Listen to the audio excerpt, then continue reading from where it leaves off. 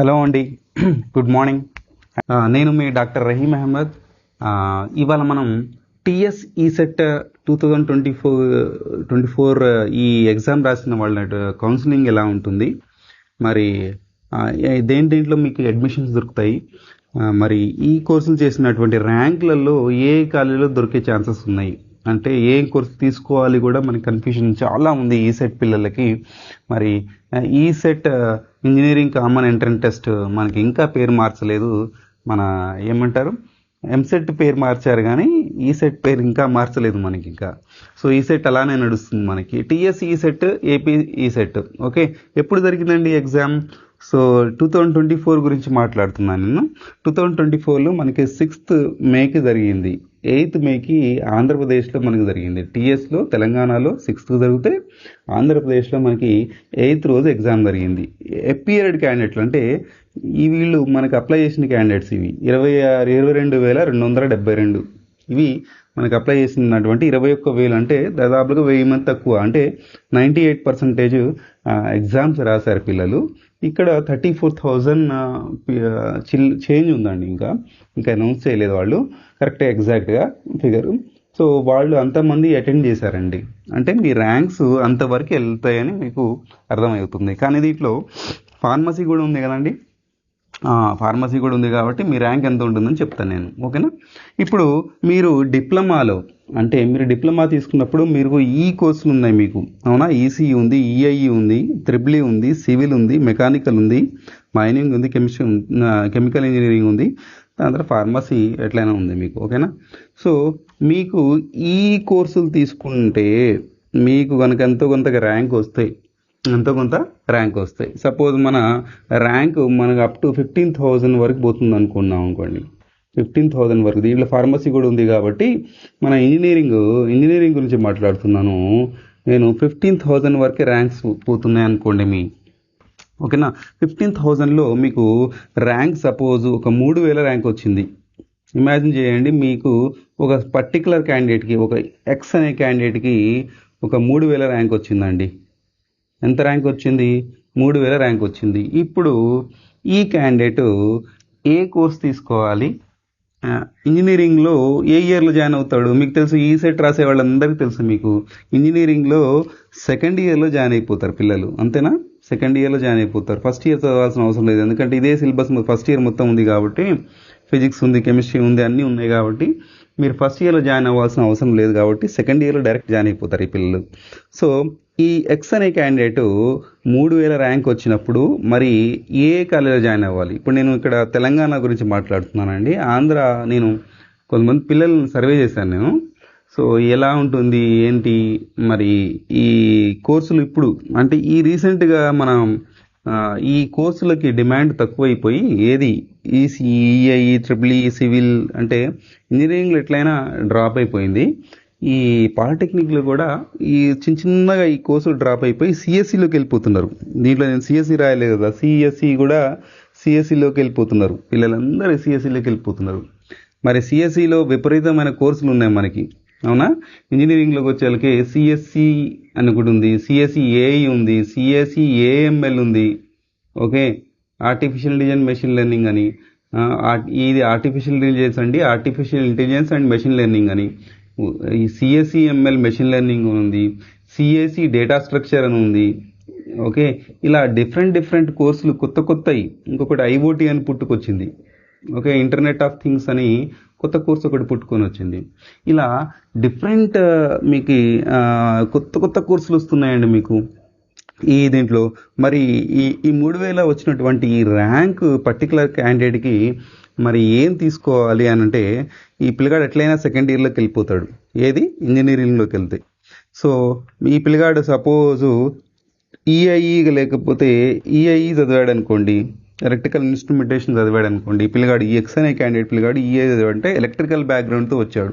ఈ ఎలక్ట్రికల్ ఉన్నటువంటి బ్యాక్గ్రౌండ్ ఉన్న పిల్లగాడు సిఎస్సి తీసుకోవచ్చా అంటే, సిఎస్సిలో ఈ కోర్సు అన్ని తీసుకోవచ్చా, సిఎస్సిలో భాగమైనటువంటి ఈ కోర్సులన్నింటినీ తీసుకోవచ్చా అంటే తీసుకోవచ్చు.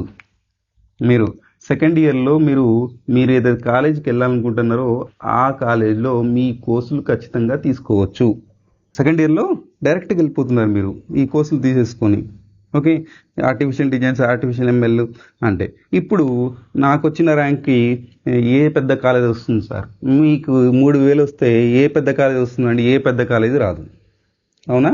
సో మీకు చాలా టాప్ మోస్ట్ కాలేజీలో రావాలి అని అంటే 500 లోపల రావాలి. మీకు 500 లోపల ర్యాంక్ వస్తే మీకు పెద్ద పెద్ద కాలేజీలు వస్తాయండి. సమ్ ఎక్స్ అనే క్యాండిడేట్కి ఆ పెద్ద 3000, 5500 రూపాయలు వస్తే పెద్ద పెద్ద కాలేజీలు వస్తాయి. పెద్ద పెద్ద కాలేజీలు చదవాల్సిన అవసరం ఏముంది మనకి? అంత పెద్ద ఫీజులు కట్టాల్సిన అవసరం ఏముంది? చెప్తాను. ఈ ఎక్స్ క్యాండిడేట్కి సమ్ ఫలానా కాలేజ్ దొరికిందండి. ఓకే, సమ్ వై కాలేజ్ దొరికింది, మెన్షన్ చేయట్లేదు పేరు. వై అనే కాలేజ్ దొరికింది. వై అనే కాలేజీ ఇంటి దగ్గర ఉన్నటువంటి కాలేజీలో చూసుకోండి. ఇంటికి దగ్గర ఉన్నటువంటి కాలేజీలో ఏది బెస్ట్ అని తీసుకోండి, అంతేగాని ఇంటికి చాలా దూరం ఉన్నటువంటి ఆ కాలేజు చాలా టాప్ మోస్ట్ కదా, మనం ఎందుకు మరి ఈ 500 లోపల ర్యాంక్ రాలేదు కదా, మరి మేనేజ్మెంట్లోకి వెళ్తే ఎలా ఉంటుంది? ఎందుకు అంత పెద్ద కష్టపడాల్సి వస్తుంది మనకి? ఎందుకు మనం లక్షలు పెట్టాల్సి వస్తుంది? సపోజ్ ఈ వై అనే క్యాండిడేట్కి మనకి ర్యాంకు రాలేదు. సో ఆయన ఏం చేశాడంటే, ఇప్పుడు మన కోర్సుని బట్టి కూడా ర్యాంక్ వేరియేషన్ ఉంటుంది, చెప్తాను, అది కూడా చెప్తాను మీకు. వై అనే క్యాండిడేట్కి వచ్చాడు, ఏమవుతుందంటే 1,10,000 వచ్చేసి ఆడు ఫీజు వచ్చేసింది. 1,10,000 ఫీజు వచ్చేసింది అండి. 1,10,000లో 35,000 మాత్రమే గవర్నమెంట్ పే చేస్తుంది. మిగతా 75,000 మీరు జేబులోంచి పెట్టుకోవాలండి. అంటే నార్మల్ కాలేజీలో జాయిన్ అయినా కూడా మీరు 35,000 గవర్నమెంట్ ఇస్తుంది, 75,000. 1,10,000 కన్నా తక్కువ లేవు కాలేజీలు, అన్నీ అట్లనే ఉన్నాయి మనకి. 70,000, 80,000 ఉన్నాయి, 1,00,000 ఉన్నాయి, 1,10,000, 1,30,000. మీరు టాప్ కాలేజీలో పోతున్నారు, ఇంకా ఎక్కువ ఫీజులు ఉన్నాయండి. ఓకే, టాప్ కాలేజ్ అని చూడకుండా మీకు వచ్చిన ర్యాంక్కి మీకు కౌన్సిలింగ్లో మీరు అబ్జర్వ్ చేస్తే మీరు మీరు నెట్లో కొట్టినా కూడా వచ్చేస్తుంది, లేదంటే ఆ కాలేజ్ సైట్లో పోయినా కూడా మీకు చార్ట్ ఉంటుంది. అడ్మిషన్లో పోయి మీరు చూస్తే చార్ట్ ఉంటుంది. ఆ చార్ట్లో మీకు ఈ ర్యాంక్కి ఏ కాలేజ్ వస్తుంది అనేది కనబడుతుంది, మీకు తెలిసిపోతుంది మీకు. ఓకే, సో మీ 3000 ర్యాంక్కి సో ఏ కాలేజ్ వస్తుంది? మీ కాలేజ్ ఇంటి దగ్గర దరిదాపుల్లో మీకు మంచి కాలేజ్ ఏముందో చూసుకోండి. దాని తర్వాత మంచి కోర్సు అనేది మీరు సెలెక్ట్ చేసుకోవాలి. మంచి కోర్సు అనేది దాని మీద మీ ఇష్టం మీద. మీకు ఎలక్ట్రికల్ బ్యాక్గ్రౌండ్ కనుక ఇష్టమై ఉంటే ఆ ఈసీఏ తీసుకోండి, ఆ EEE తీసుకోండి మీరు. అప్పుడు ఈ 3000 ర్యాంకు దాంట్లో తగ్గిపోతుంది. ఎందుకంటే అందరు సిఎస్సి తీసుకుంటున్నారు ఇప్పుడు ఈ మధ్యలో. సిఎస్సిలో ఒక కాలేజీలో 200 సీట్లు ఉన్నాయనుకోండి. ఓకే, ఎవరికి? ఈ సెట్ వాళ్ళకి 200 సీట్లు ఉన్నాయి. 200 సీట్లు ఉన్నప్పుడు మీకు సో మ్యాక్సిమం సీట్లు సిఎస్సికి వెళ్ళిపోతాయండి. మ్యాక్సిమం సీట్లు అంటే ఒక 100 అంటే 50% సీట్స్ సిఎస్సికి వెళ్ళిపోతాయి. మిగతా సీట్స్ మనకి EEEలో ఉంటాయి. EEEలో మీకు ఈ 3000 ర్యాంక్ వచ్చినా కూడా ఆ క్యాండిడేట్కి సీటు దొరకవచ్చు మీకు. అంటే మీరు అనుకున్న ఆ కాలేజీలో 500 ర్యాంక్ రావాల్సిన అవసరం లేదు EEEకి పోతే. అదే ఈఐ ఉందనుకోండి, సివిల్ ఉందనుకోండి, వాళ్ళ కాలేజీలో సివిల్ ఎవరు తీసుకోవటం లేదు. ఎందుకు తీసుకోవటం లేదంటే సిఎస్సిగా వెళ్ళిపోతున్నారు కాబట్టి అందరూ సివిల్ ఎవరు తీసుకోవటం లేదు. మీరు ఈ 3000 క్యాండిడేట్కి ఆ టాప్ కాలేజీలో మీకు సీట్ రావచ్చు.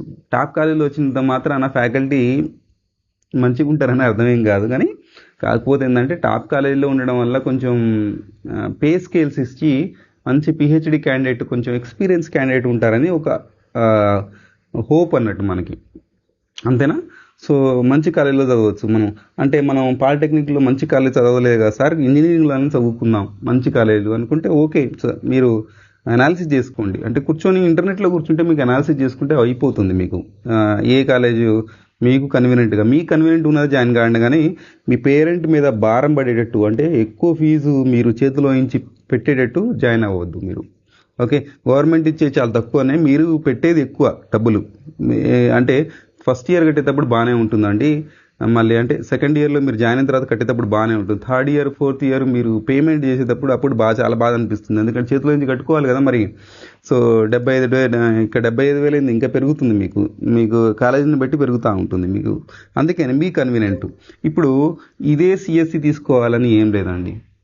ఓకే, సో మీరు ఈఐ తీసుకున్న క్యాండిడేట్ అదే ఈఐని కంటిన్యూ చేస్తే, లేకపోతే ఈసీ లేకపోయినా కూడా కంటిన్యూ చేస్తే, ఓకే, ఆ క్యాండిడేట్ కంటిన్యూ చేసినా కూడా సో బయట నుంచి ఈ కోర్సులన్నీ నేర్చుకోవచ్చు. చెప్పేది ఏంటంటే, ఒక నెల రోజులు కూర్చుంటే ఆర్టిఫిషియల్ ఇంటెలిజెన్స్ పైథాన్ ప్రోగ్రామ్ రాయొచ్చు మీరు. మెషిన్ లెర్నింగ్ ప్రోగ్రామ్ రాయొచ్చు. ఒక్క నెల రోజులు కూర్చుంటే సరిపోతుంది మీకు. నెల రోజులు మీరు మీకు దగ్గరలో ఉన్నటువంటి దిల్సునగర్ కానీ మీ హయాత్ నగర్లో ఆ ఏరియాలో ఉంటే మీరు దిల్సునగర్లో మీకు నేర్చుకోవచ్చు. అమీర్పేటలో దగ్గరలో ఉంటే అమీర్పేట సైడ్ నేర్చుకోవచ్చు.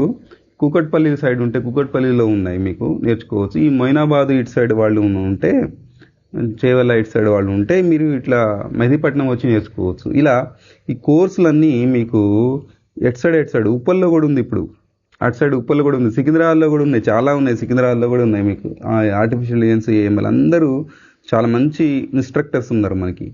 ఇవి 1 నెలలో 2 నెలల్లో 3 నెలలు నేర్చుకున్నాయి. ఆన్లైన్ కోర్సులు కూడా నేర్చుకుంటున్నారు పిల్లలు. నాకు తెలిసిన ఇప్పుడు ఈ సెట్ రాసి మీకు ఏమంటారు ఆల్రెడీ ఇంజనీరింగ్ చేస్తున్న పిల్లగాడు కూర్చొని నెల రోజుల్లో మెషిన్ లెర్నింగ్ నేర్చుకున్నాడు పిల్లగాడు ఆన్లైన్లో. అంటే అంత ఈజీ ఇవి కోర్సులు. మీరు కష్టమేం కాదు ఈ కోర్సులు, ఈజీ కోర్సులు. ఇవే కష్టం కోర్సులు. అంటే కోర్ సబ్జెక్టులే కష్టం మీకు, ఇవి కష్టమేం కాదు. మీరు అదే ఈసీ మీరు కంటిన్యూ చేస్తే ఇంజనీరింగ్లో ఇది నేర్చుకోవడం పెద్ద కష్టమేం కాదండి. మీకు అర్థమవుతుందా?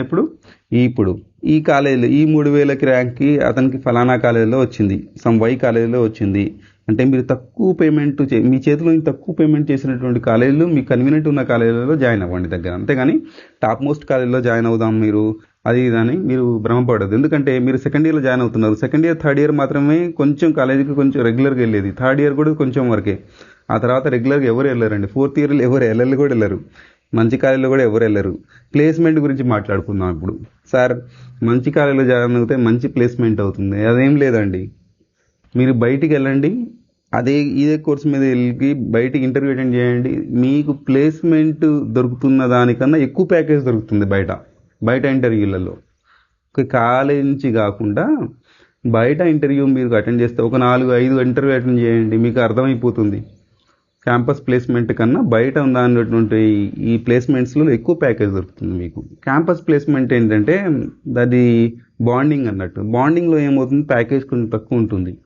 జాబ్ వస్తుంది ఇమీడియట్లీగా, కానీ ప్యాకేజ్ తక్కువ ఉంటుంది.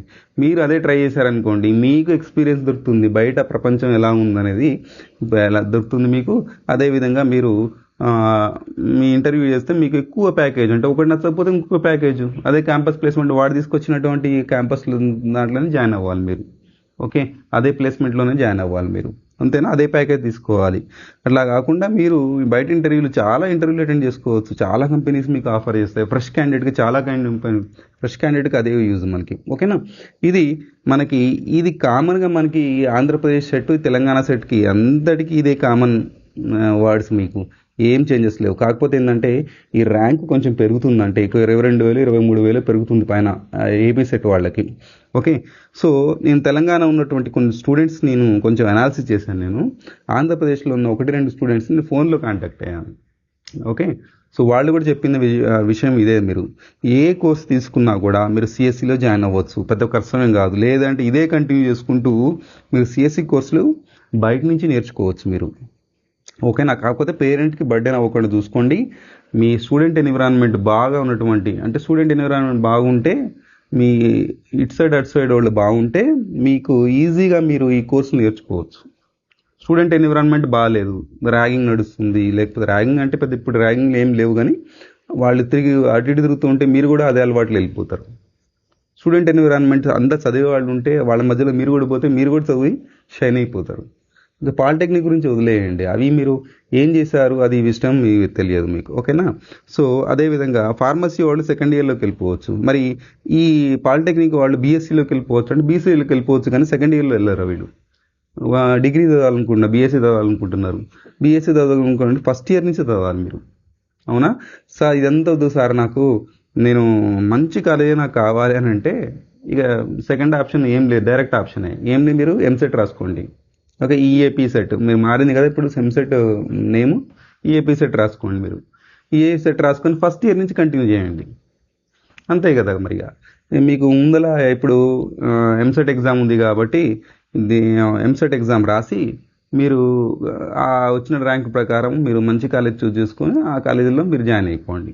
లేదంటే మీ దగ్గర డబ్బులు ఉంటే మేనేజ్మెంట్లో జాయిన్ అయిపోండి. మంచి కాలేజీలు కావాలి, మంచి కాలేజ్ అని దాని భ్రమలో మీరు పడి మీరు మీ లైఫ్ పోగొట్టుకోకుండా ఇప్పుడు ఫ్యూచర్ ఏం చేయాలి అనేది ఆలోచించుకొని ఒక ప్రీ ప్లాన్డ్గా చేసుకొని కాలేజీలు కూడా చూసుకొని ఈ కాలేజీలు నాకు 3000 ర్యాంక్ ఈ కాలేజ్ సూట్ అవుతుంది, ఇక్కడ మంచిగా ఉన్నారు పిల్లలు, ఒకసారి కాలేజీకి వెళ్ళి ఒక రౌండ్ కొట్టురండి. ఎవరు ఏమన్నారు మిమ్మల్ని, మీరు వెళ్ళి ఈజీగా మీరు నేను కొత్త స్టూడెంట్ని, నాకు అడ్మిషన్, నేను వెళ్ళాలనుకుంటున్నా అంటే మీరు వెళ్తే అక్కడ సెకండ్ ఇయర్ థర్డ్ ఇయర్ పిల్లలు ఉంటారు. మీకు హాలిడేస్ ఏం కాదు వాళ్ళ పిల్లలకి, ఒక 10 రోజులు హాలిడేస్ ఉన్నాయి అంతే.